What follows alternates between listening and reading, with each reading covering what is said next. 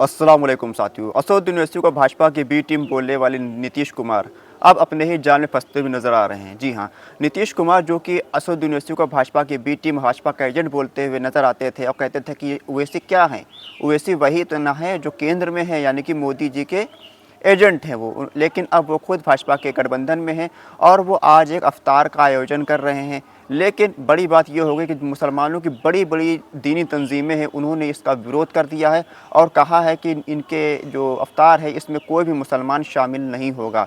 जमीयत उलमा हिंद जो कि मुसलमानों की सबसे बड़ी दीनी तंजीम मानी जाती है हिंदुस्तान के अंदर, इसके साथ साथ बिहार के अंदर इमारात शरिया नाम की एक संगठन है जो कि सबसे बड़ा संगठन वहाँ का माना जाता है, उसने लेटर हेड जारी किया है और कहा है कि जब तक वक्फ संशोधन बिल के खिलाफ ये लोग कोई ठोस कदम नहीं उठाते हैं तब तक नीतीश कुमार, चंद्रबाबू नायडू और चिराग पासवान के जो बुलाए हुए किसी भी प्रोग्राम में मुसलमान शामिल नहीं होगा। मुसलमान इनका पूरी तरीके से विरोध करेगा।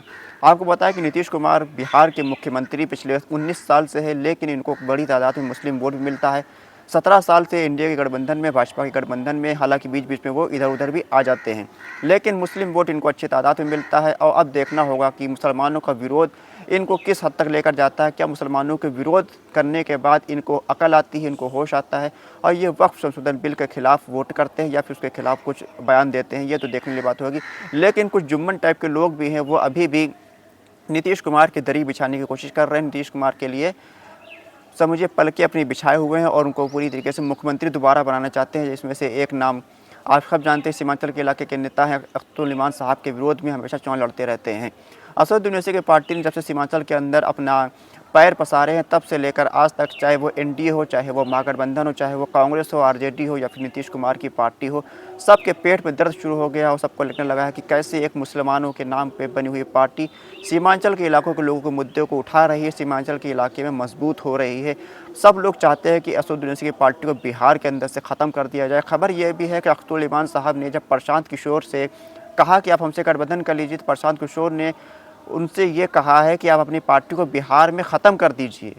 हालांकि जो आज प्रशांत किशोर आजकल टोपी लगाकर, गमछा ओढ़कर मुसलमानों के बीच घूम रहे हैं, मुसलमानों को नई नई तरकीबें सिखा रहे हैं, मुसलमानों को सियासत में आने की बात कर रहे हैं, वो एक मुस्लिम पार्टी को कह रहे हैं कि आप बिहार में आप अपनी राजनीति को ख़त्म कर दीजिए और उनके लिए दरी बिछाना शुरू कर दीजिए। इसी तरह जितने भी ये सब सेकुलर नेता हैं, ये सब यही काम करते हैं, मुसलमानों को के सियासी लीडरशिप को कामयाब नहीं होने देना चाहते हैं। चाहते हैं कि मुसलमान सिर्फ इनकी दरी बिछाए, इनके झंडे ढोए, इनके लिए नारा लगाए, लेकिन अपनी लीडरशिप को खड़ी ना करे।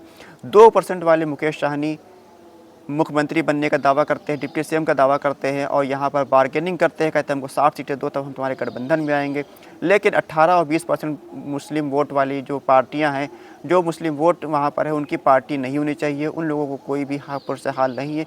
ये जो कमी हुई है मुसलमानों की तरफ से ही हुई। मुसलमानों ने अपनी कोई सियासी लीडरशिप कायम नहीं की। जब तक आपके पास सियासी लीडरशिप नहीं होगी उस वक्त तक आपके साथ कोई इंसाफ नहीं करेगा। आपको हर कोई गुलाम बनाकर रखना चाहेगा और चाहेगा कि वो आपकी दरी बिछाते रहो।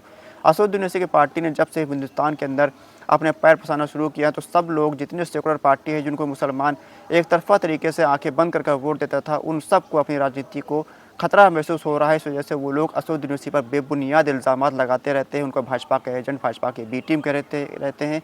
ये नीतीश कुमार आज एनडीए के साथ है, कल एनडीए के साथ थे, कल मोदी के साथ थे।